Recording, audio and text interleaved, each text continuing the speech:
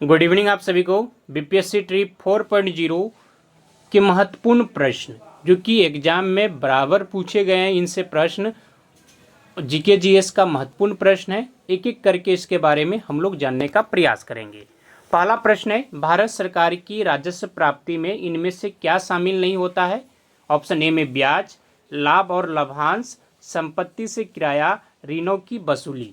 भारत सरकार की राजस्व प्राप्ति में जो शामिल होता है वह ब्याज, लाभ और लाभांश, संपत्ति से किराया, ऋण की वसूली नहीं होता है। तो ऑप्शन डी इसका सही उत्तर है। अगला प्रश्न है कि रैयतवाड़ी व्यवस्था के लिए दक्षिण भारत सर्वाधिक उपयुक्त माना गया है क्योंकि इन हिस्सों में बड़े जमींदारों के अभाव से अस्थायी बंदोबस्त की संभावना नहीं थी। बी में है दक्षिण और दक्षिण पश्चिम भारत में उपजाऊ मिट्टी एवं अनुकूल जलवायु उपलब्ध थी। और सी में है कंपनी को अत्यधिक भू राजस्व मिलने की आशा थी। उपयुक्त में से सभी, तो उपयुक्त में से सभी इसका सही है। तो ऑप्शन डी इसका सही उत्तर हो जाएगा। अगला प्रश्न हम लोग देखते हैं कि निम्नलिखित में से किस वर्ष को भारतीय स्वतंत्रता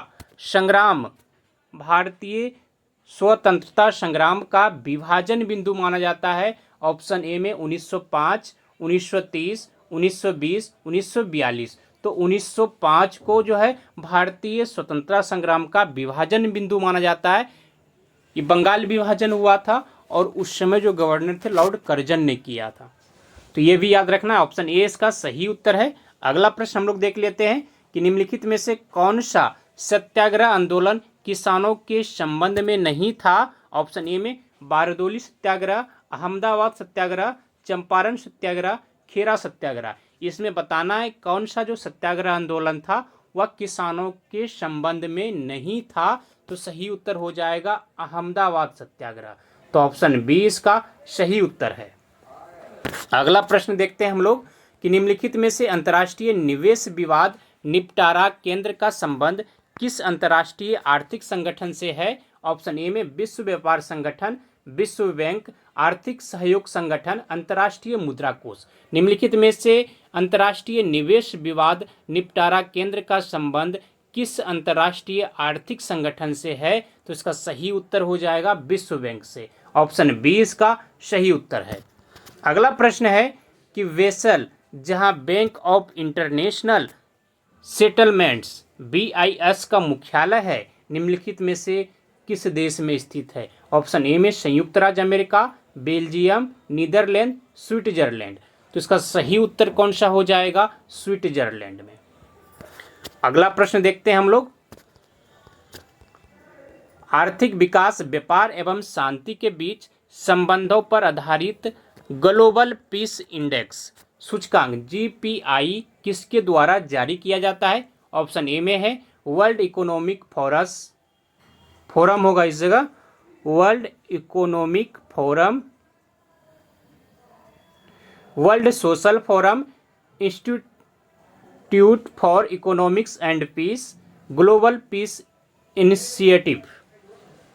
आर्थिक विकास, व्यापार एवं शांति के बीच संबंधों पर आधारित ग्लोबल पीस इंडेक्स सूचकांक GPI किसके द्वारा जारी किया जाता है? तो यह institute for economics and peace के द्वारा। तो ऑप्शन सी इसका सही उत्तर है। अगला प्रश्न है कि एंडीज पर्वत के सर्वोच्च शिखर का क्या नाम है? ऑप्शन ए में है एकांकागुआ, एंकोहुमा, जिम्बरिजो। उपयुक्त में से कोई नहीं। एंडीज पर्वत के सर्वोच्च शिखर का क्या नाम है? तो एकांकागुआ है। तो ऑप्शन ए इसका सही उत्तर है। अगला प्रश्न है कि अफ्रीका महाद्वीप की एकमात्र अल्पाइन पर्वत श्रेणी का नाम क्या है? ऑप्शन ए में Kilimanjaro, Agadir, Andes, Atlas. Africa महाद्वीप की एकमात्र अल्पाइन पर्वत श्रेणी का नाम क्या है? तो सही उत्तर हो जाएगा एटलस। ऑप्शन डी इसका सही उत्तर है। अगला प्रश्न है कि अफ्रीका का सर्वोच्च पर्वत शिखर एक मृत ज्वालामुखी है, निम्नलिखित में से उसका नाम क्या है? ऑप्शन ए में कैमरून, किलिमंजारो, रूपंजारा। उपयुक्त में से कोई नहीं। अफ्रीका का सर्वोच्च पर्वत शिखर एक मृत ज्वालामुखी है, तो इसका सही उत्तर हो जाएगा किलिमंजारो। ऑप्शन बी इसका सही उत्तर है। अगला प्रश्न है कि ब्रिटिश भारत की राजधानी का कलकत्ता से दिल्ली स्थानांतरण वर्ष 1911 में किसके काल के कार्यान्वित हुआ था? ऑप्शन ए में लॉर्ड रेडिम, बी में lord Hardinge, lord Curzon, Mountbatten. British भारत की राजधानी का कलकत्ता से दिल्ली स्थानांतरण वर्ष 1911 में किसके काल में कार्यान्वित हुआ था? तो इसका सही उत्तर हो जाएगा ऑप्शन बी, लॉर्ड हार्डिंग। अगला प्रश्न है कि निम्नलिखित में से शिवाजी आध्यात्मिक गुरु कौन थे? ऑप्शन ए में है रामदास, एकनाथ, तुकाराम, दादाजी कोंडदेव। निम्नलिखित में से शिवाजी के आध्यात्मिक गुरु कौन थे? तो इसका सही उत्तर हो जाएगा रामदास। ऑप्शन ए इसका सही उत्तर है। अगला प्रश्न देखते हैं हम लोग कि निम्नलिखित में से कौन पानीपत के तृतीय युद्ध के समय पेशवा था? ऑप्शन ए में बाजीराव प्रथम, बालाजी द्वितीय, माधवराव प्रथम, बालाजी बाजीराव। निम्नलिखित में से कौन पानीपत के तृतीय युद्ध के समय पेशवा थे? तो इसका सही उत्तर हो जाएगा बाजीराव प्रथम। ऑप्शन ए इसका सही उत्तर है। अगला प्रश्न है कि इब्राहिम खां गर्दी किस पेशवा शासक का महत्वपूर्ण सैनिक अधिकारी था? ऑप्शन ए में बालाजी बाजीराव, बाजीराव, बालाजी द्वितीय, शिवाजी। इब्राहिम खां गर्दी किस पेशवा शासक का महत्वपूर्ण सैनिक अधिकारी था? तो बालाजी बाजीराव का। तो ऑप्शन ए इसका सही उत्तर है। अगला प्रश्न है कि नालंदा विश्वविद्यालय को नष्ट करने वाला मुस्लिम शासक कौन था? ऑप्शन ए में है मोहम्मद बिन तुगलक, अलाउद्दीन खिलजी, बख्तियार खिलजी होगा इस जगह, बख्तियार खिलजी। बलवन, तो नालंदा विश्वविद्यालय को नष्ट करने का वाला मुस्लिम शासक बख्तियार खिलजी था। तो ऑप्शन सी इसका सही उत्तर है। अगला प्रश्न है कि निम्नलिखित में से दिल्ली के किस सुल्तान ने भारत में रासनी प्रथा यानी रासनी प्रथा प्रारंभ की थी? ऑप्शन ए में है मोहम्मद बिन तुगलक, अलाउद्दीन खिलजी, गयासुद्दीन तुगलक, इब्राहिम लोदी। निम्नलिखित में से दिल्ली के किस सुल्तान ने भारत में रासनी प्रथा प्रारंभ की थी? तो इसका सही उत्तर हो जाएगा अलाउद्दीन खिलजी। ऑप्शन बी इसका सही उत्तर है। अगला प्रश्न है कि संपूर्ण वैदिक साहित्य को कुल कितनी श्रेणी में विभाजित किया जा सकता है? ऑप्शन ए में है 1, 2, 4, 3। तो 4 श्रेणी में। ऑप्शन सी इसका सही उत्तर हो जाएगा कि संपूर्ण वैदिक साहित्य को 4 श्रेणियों में विभाजित किया जा सकता है। अगला प्रश्न है कि प्राचीन भारत के किस भाग में खरोष्टी लिपि 3री शताब्दी ईसा पूर्व और 3री शताब्दी के मध्य प्रयोग की जाती है? ऑप्शन ए में केंद्रीय क्षेत्र, दक्षिण क्षेत्र, मगध क्षेत्र, गांधार। प्राचीन भारत के किस भाग में खरोष्टी लिपि 3री शताब्दी ईसा पूर्व और 3री शताब्दी के मध्य प्रयोग की जाती है? तो इसका सही उत्तर हो जाएगा केंद्रीय क्षेत्र। ऑप्शन ए इसका सही उत्तर है। अगला प्रश्न है कि अशोक के शासनकाल की अवधि क्या थी? ऑप्शन ए में है 232 ईसा पूर्व से 209 ईसा पूर्व, और बी में है 261 ईसा पूर्व से 242 ईसा पूर्व, सी में 273 ईसा पूर्व से 232 ईसा पूर्व। उपर्युक्त में से कोई नहीं। अशोक के शासनकाल की अवधि बताना है यहाँ पर। तो इसका सही उत्तर हो जाएगा ऑप्शन सी 273 ईसा पूर्व से 232 ईसा पूर्व। ये अशोक का शासनकाल की अवधि है। तो ऑप्शन सी इसका सही उत्तर है। अगला प्रश्न है कि अशोक के कौन सा शिलालेख कलिंग युद्ध की विविधता का वर्णन करता है? ऑप्शन ए में शिलालेख 11, शिलालेख 13, शिलालेख 12, शिलालेख 9। अशोक का कौन सा शिलालेख है जो कलिंग युद्ध की विविधता का वर्णन करता है? तो इसका सही उत्तर हो जाएगा शिलालेख 13। ऑप्शन बी इसका सही उत्तर है। अगला प्रश्न है कि राजस्थान का कौन सा क्षेत्रफल के दृष्टि से सबसे बड़ा जिला है? ऑप्शन ए में जैसलमेर, बीकानेर, उदयपुर, बाड़मेर। राजस्थान का क्षेत्रफल के दृष्टि से सबसे बड़ा जिला कौन सा है? तो ऑप्शन ए जैसलमेर है। ऑप्शन ए इसका सही उत्तर है। अगला प्रश्न हम लोग देख लेते हैं कि राजस्थान का गांधी किसे माना जाता है? ऑप्शन ए में है करतार सिंह, इंद्रमणि बरोनी, गोकुल भाई भट्ट। उपयुक्त में से कोई नहीं। राजस्थान का गांधी किसे माना जाता है? तो इसका सही उत्तर हो जाएगा गोकुल भाई भट्ट को। तो ऑप्शन बी नहीं, ऑप्शन सी इसका सही उत्तर है। हम लोग अगला प्रश्न को देखते हैं। भेगोरिया उत्सव का संबंध किस राज्य से है? कौन सा उत्सव है भेगोरिया उत्सव? किस राज्य से संबंधित है? ऑप्शन ए में मध्य प्रदेश से, उत्तर प्रदेश से, राजस्थान से, गुजरात से। भेगोरिया उत्सव का संबंध किस राज्य से है? तो सही उत्तर हो जाएगा मध्य प्रदेश से है। ऑप्शन ए इसका सही उत्तर है। अगला प्रश्न देखते हैं हम लोग कि वॉलीबॉल के खेल में खिलाड़ी किसके बाद अपना स्थान बदल सकते हैं? शुरू में, प्रत्येक 1 मिनट पर, सर्विस के दौरान, इनमें से कोई नहीं। ऑप्शन इनमें से कोई नहीं। ऑप्शन डी इसका सही उत्तर है। अगला प्रश्न है कि भारत और पाकिस्तान के बीच शिमला समझौता कब हुआ था? ऑप्शन ए में है 1 जुलाई 1972, 1 अगस्त 1973, 2 जुलाई 1972, 2 अगस्त 1973।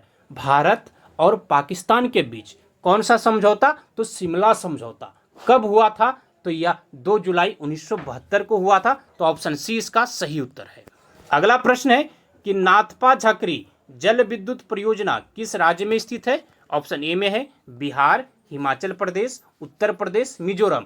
नाथपा झकरी जल विद्युत परियोजना किस राज्य में स्थित है? तो यह हिमाचल प्रदेश में स्थित है। तो ऑप्शन बी इसका सही उत्तर है।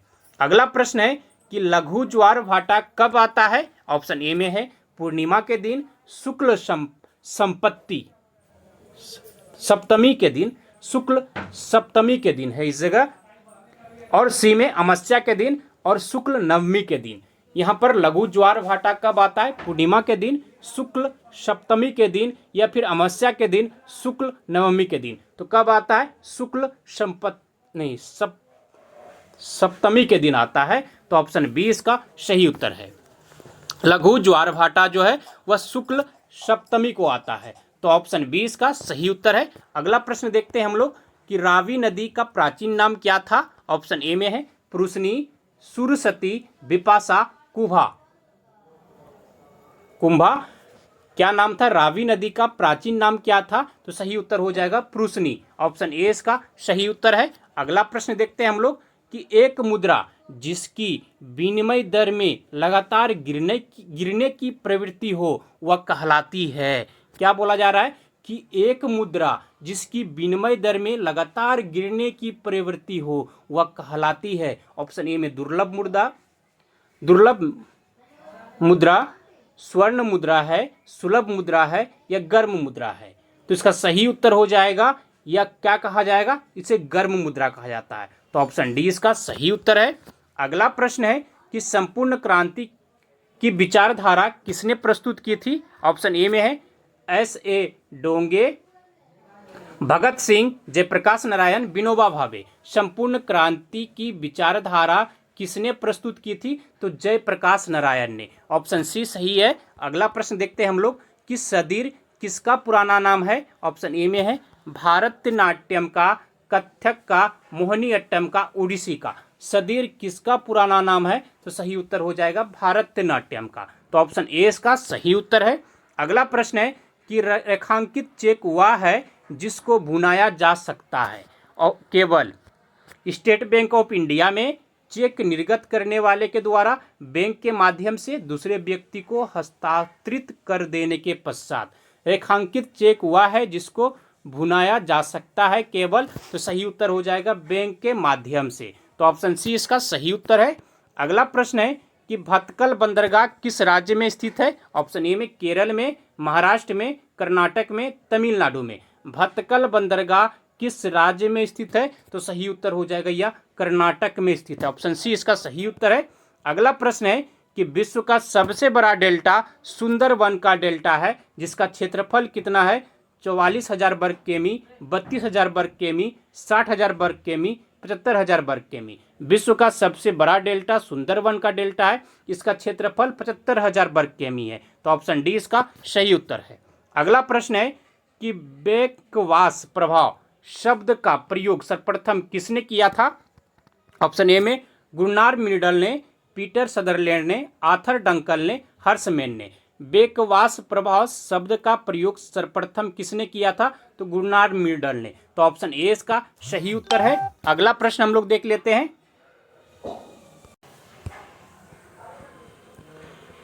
मीरा सेठ समिति का संबंध किससे था? ऑप्शन ए में है